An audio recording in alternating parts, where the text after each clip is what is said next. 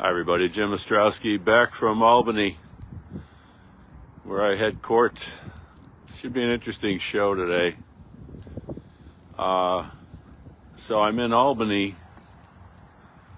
Gotta get this camera straight. Somebody buy me a $500 selfie stick, okay? I think I've earned it. I'm in Albany, the Appellate Division, 3rd Department. I don't talk about the law very much on this podcast. It's pretty funny, really, when you think about it. I mean, what do I know about the law? Just been practicing law for 40 years. This camera's driving me crazy, sorry. Father was a judge for 30 years, lawyer for way longer than that. I tried cases with my father.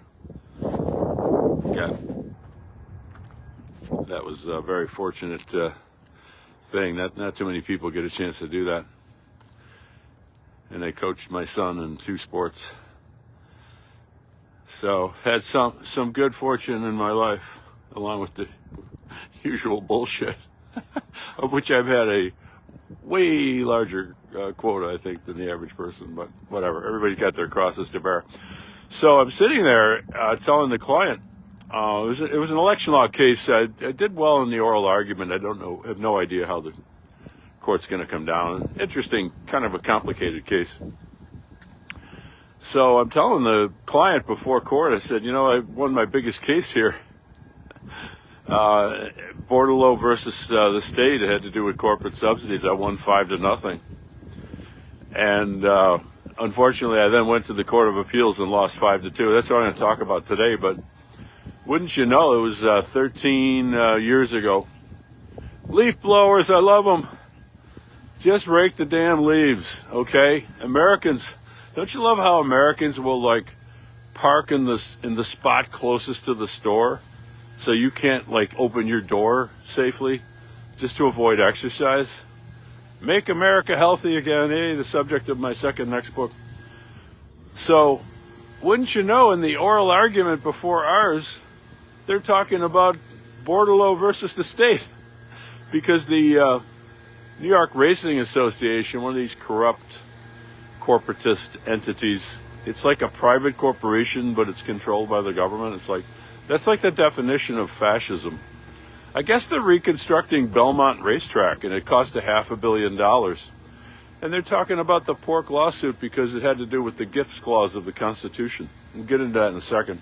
So it's just funny what a small world is. And then somebody else mentioned Schultz, and I told the client later, I know Bob Schultz.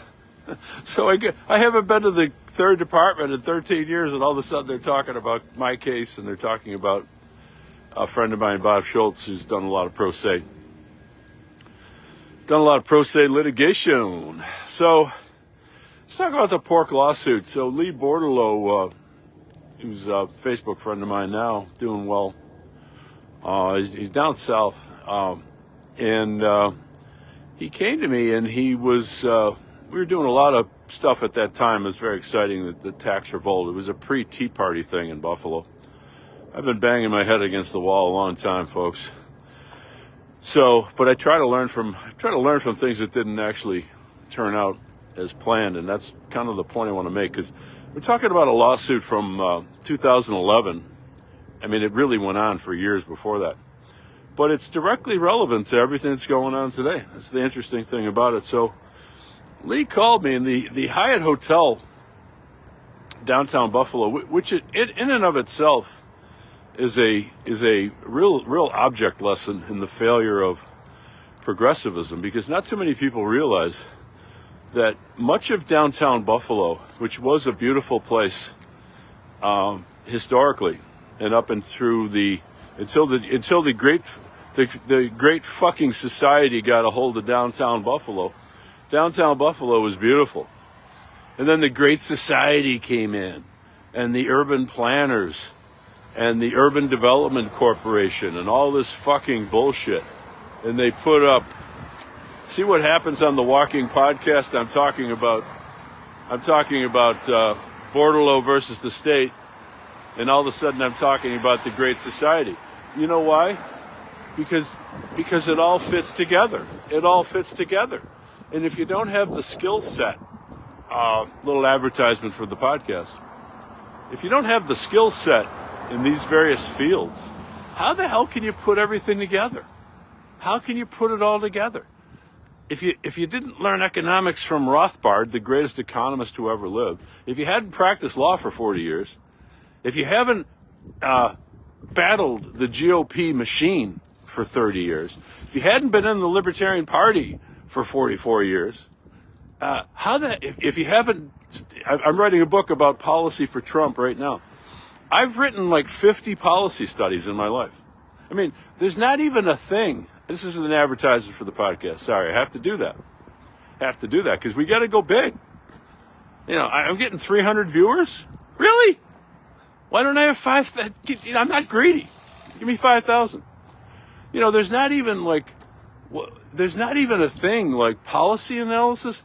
I did a study for Cato. I believe it was their best-selling, best distributed paper of all time up to that point. Probably later, because Cato hasn't done much good work recently. There's not even they called me a policy analyst, and I said, that's kind of cool. I am a policy. I mean, there's not even what is a policy? It's not even a thing. It's like you can't. I don't think you can get a degree in it. I've done 40 articles in that. But in any event, so yeah, you want to talk about border law versus the state, corporate welfare, and you don't want to talk about the Great Society and how it fucking failed. Well, you don't know what you're fucking talking about. So, you know, that's why, please, you spread the word about the podcast. So I'll get it back. I'll get it back to border law. I have until Hurdle Avenue, and I go to Dashes for coffee, buy local for liberty. It's one of my, what do I have, 12 different direct action programs? So what did the urban planners do, all funded by the Great Society, bullshit, Urban Development Corporation, all that progressive bullshit? So they built that ugly fucking skyscraper at the foot of Main Street, which I was hoping and praying they were talking about demolishing it because it failed. It failed because it wasn't organic. It failed because it wasn't a market. It wasn't market-based. It was political-based. And they'll say, hey, let's have a 40-story skyscraper in downtown Buffalo. And the market, the voice of the free market says, well, do we need it? Oh, shut up. It's a good idea. Let's do it. Almost went bankrupt.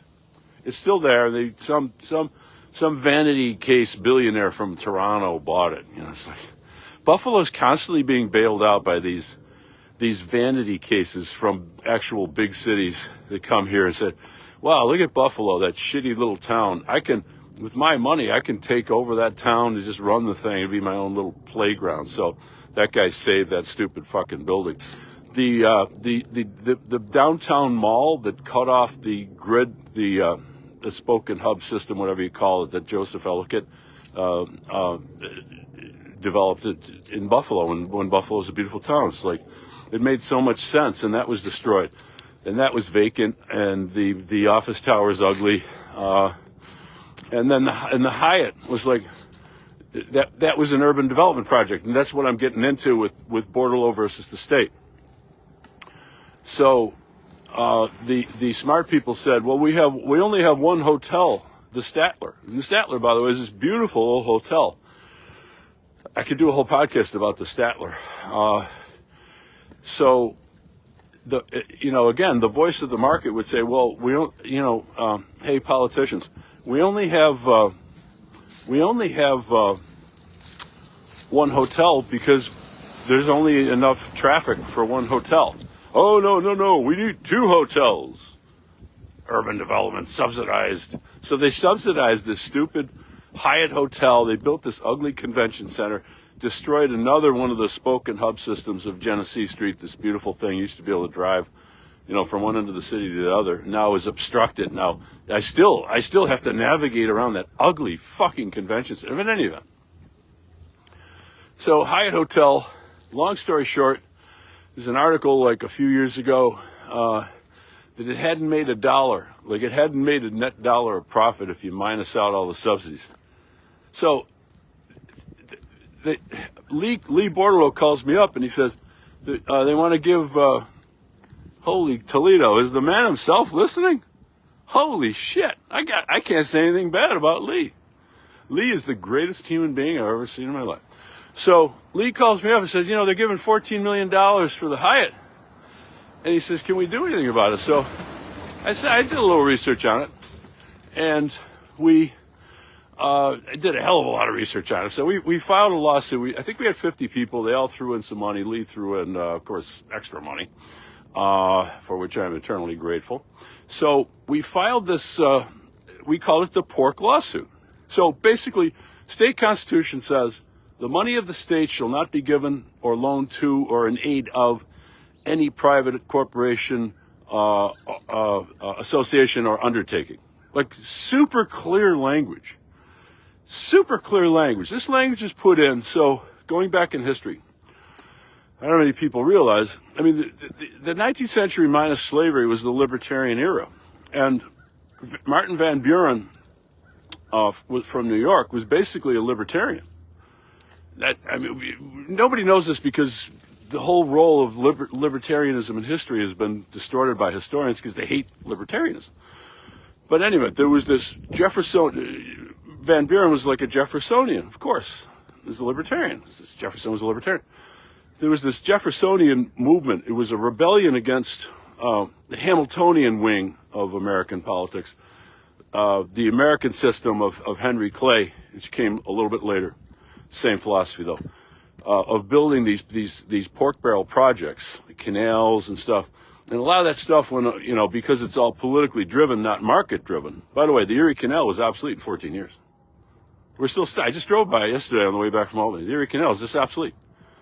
Railroads put it out of business. So there was this Jeffersonian movement in New York at the time, and they put in this first ban on corporate welfare. And the provision that Lee and I went to court over back in around 2009, whenever it was, 2010, it had been revised a few times. It was the same. The core thing was that the government, we can't trust the government to give money away to private corporations. It corrupts, and there's lots of other things that are bad. So we filed this lawsuit in Albany. We wanted to get it out of New York. I shouldn't say this because I still have cases pending in the 4th Department, but we just felt that I wanted to get it out of the Buffalo area and into the Albany area to get a different constellation of characters looking at it because of the local politics with the Hyatt and that kind of thing. Paul Snyder, owner of the Buffalo Braves basketball team, sold it to John Y. Brown, and it became the LA Clippers. It's a tragedy, whatever. So we go there, and we had this nice judge. We had a very pleasant, somewhat boring oral argument. He issued a decision against us, and I wasn't surprised because this was, you're asking a judge of New York State to tell the state government they can't give $2-3 billion away to private businesses. And now, the reason why the politicians love to do this is because, Buffalo is a very hostile business climate. New York State is the least free state, and they use this money, the tax breaks and the grants. We're talking strictly cash grants in this lawsuit. But there's a whole constellation of policies that they use to bribe businesses into basically not getting involved in politics. So when we had the tax revolt, Buffalo had been declining for 40 years. We couldn't get one major businessman to support us because they're afraid if they do, they can never get the tax breaks. They can never get the subsidies. And because New York is such a hostile business climate, they need these things. So the whole thing, this issue of corporate welfare is one of the main reasons why New York declined. And really at this point, my advice is everybody just get the hell out of New York because it's pointless. So it's hopeless. And this is one of the reasons why the loss of the pork lawsuit. So we go up to the appellate division, which is where I was yesterday. That's it's in the Albany Mall. They used to call it, my mother used to call it Rockefeller's Mausoleum. And it brought back memories. It was about 13, 14 years ago we go in there. And I wasn't expecting that much. Because again, I'm very cynical about the courts as agencies of justice. So we walk out of there. I think Peter Reese was with me at the time. And we thought, we kind of did okay in there. It's like, what what's going on? So the decision comes down. We won 5-0. And we were up against the Attorney General's office, Cravath, Swain and Moore, Wall Street law firm that used to represent CBS back in the day. They represented IBM. We were up against IBM. We were up against some big corporations. They had Greenberg Tarag out of Albany. And by the way, I swear to God, the name partner in that firm was in court yesterday defending the New York races. It's just like, it's the same shit, different day. It's unbelievable. There was the firm in a big, larger firm in Buffalo was representing the Hyatt. So we were up against 4 law firms. So the state makes a motion for permission to appeal to the Court of Appeals. And I said, yeah, let's do it. I mean, I was very confident of our position. I knew they were going to grant the motion anyway. So I figured, well, let me signal to the Court of Appeals. Oh, that's fine. I'd love you guys to chime in. Let's nail this thing down. So this is what I did next. This is really, I hope you're getting a kick out of this, because this is really, this is the biggest case I ever had in my career. So I said to myself, you got to throw out the brief that you won with in the appellate division. Throw that thing in the trash and start from scratch. And I did. I threw the brief out.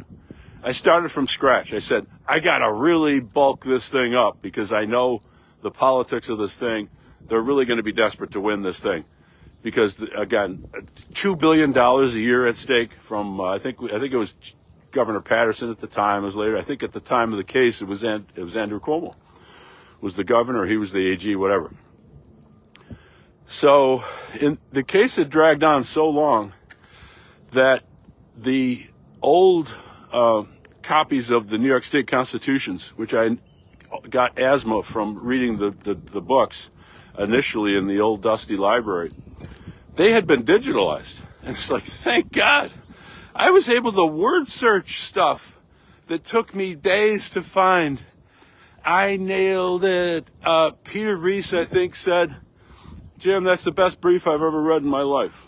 It was state of the fucking art. I went back and I proved that the original, I think it was 1819 amendment, that the purpose of this was to make sure absolutely that there were no subsidies. They knew that the prior subsidies were for the purpose of stimulating the economy, all these canals and railroads.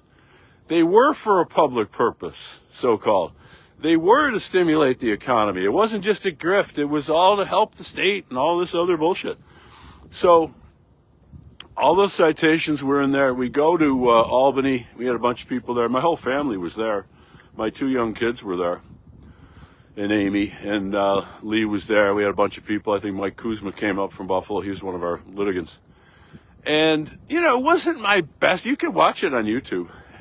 It wasn't my best oral argument in my life. But when I watch it and I look back, I said, I was pretty good. I answered all the questions. I made all the relevant points. And the other attorney from Harvard, she was horrible. The attorney general, the deputy attorney general, whatever, I definitely beat her like a gong. I answered all the questions. And I got the decision in the mail, I don't know, about a month later. And I can't even tell you how devastated I was, because I had spent 3-4 years. I basically dropped everything to work on this case. And the finances at that time were not doing very good. We had fundraisers around the state ready if the court ruled in our favor. There was a second clause in the Constitution that pertained to localities. This one had to do with the state. We had 3 fundraisers ready to go. And we get a 5-2 decision saying that our lawsuit has been thrown out. And the court, the decision was written by a machine judge from Brooklyn. Keep in mind, I've been fighting the Democratic machine since I was a teenager.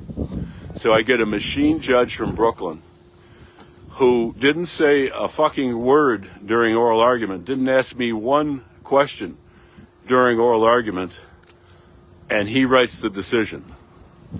And basically the decision said, well, we know the Constitution says money shall not be given or loaned to a private corporation, but we're going to amend the Constitution to say that they can do it if there's a public purpose. Now, I had demonstrated in my brief the argument used against us.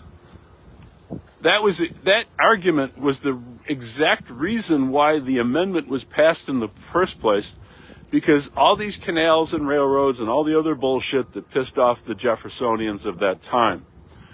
That's the reason why they passed the thing in the first place. I had the thing covered, totally locked down, airtight. I'm not going to have enough time to finish this whole thing.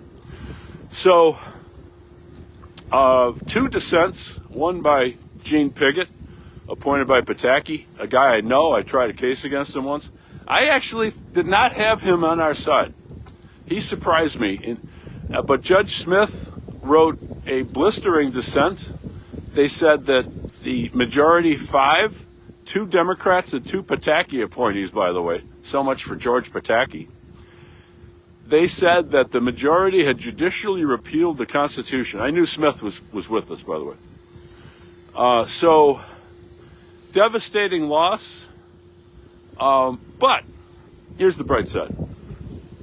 So a couple years later, I'm working on, every time I go on the baseball diamond, this camera gets cockeyed. So a couple years later, I'm working on a book, Progressivism, a Primer. And I thought about the pork lawsuit, Bordelot versus the state. And I said, so let's shift to constitutionalism. Here's the problem, folks, and I'm running out of park space. Conservatism, here's the problem with conservatism.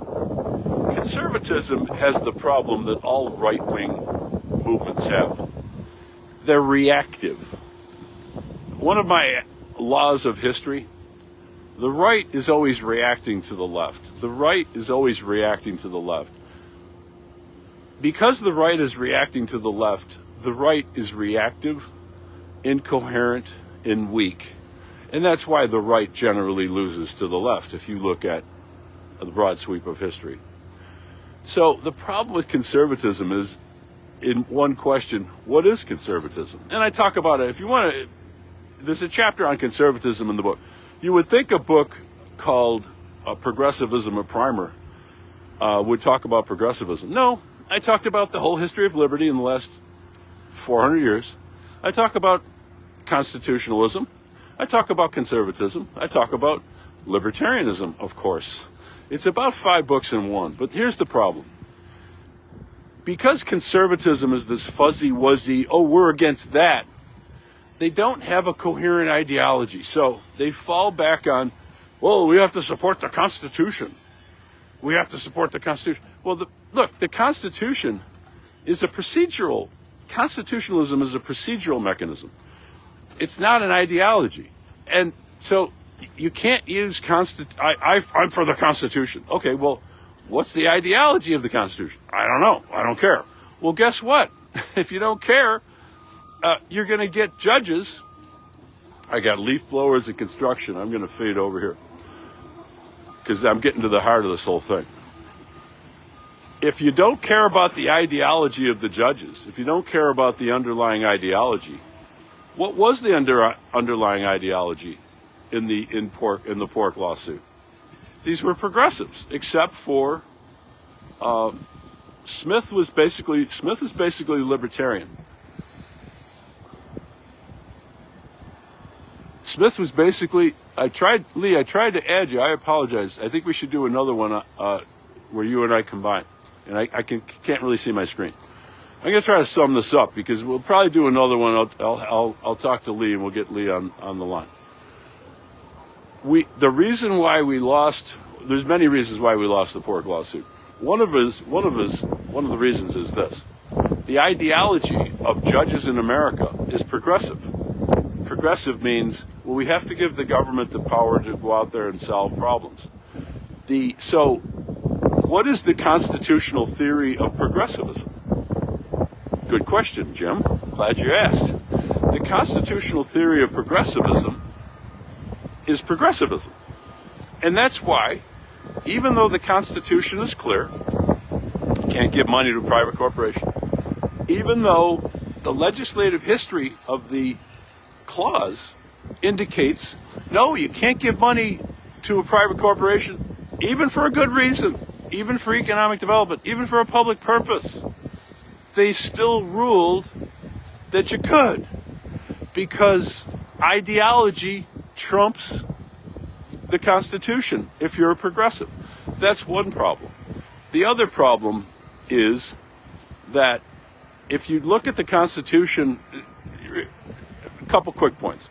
There's a lot here, and I can't possibly get into all of it. The problem with the Constitution in an elevator pitch, there's no way to enforce it. So when we lost, what was our answer? Well, we could have gotten an army together and gone to Albany and had, in other words, we could have had a civil war. So, and I'm not saying we should have a civil war. I'm making an analytical point. If you have to go to war to enforce the Constitution, why do you need a Constitution? So you see what I'm saying? It's a procedure. Constitutionalism is a procedural fallacy. This belief that you can limit the government by putting words on paper and storing them in the National Archives or in the state capitol building, that has never worked. It doesn't work in theory. So let me talk about, well, the Constitution is a contract. Okay, let's assume the Constitution is a contract. You want a roof on your house. You hire a roofer, and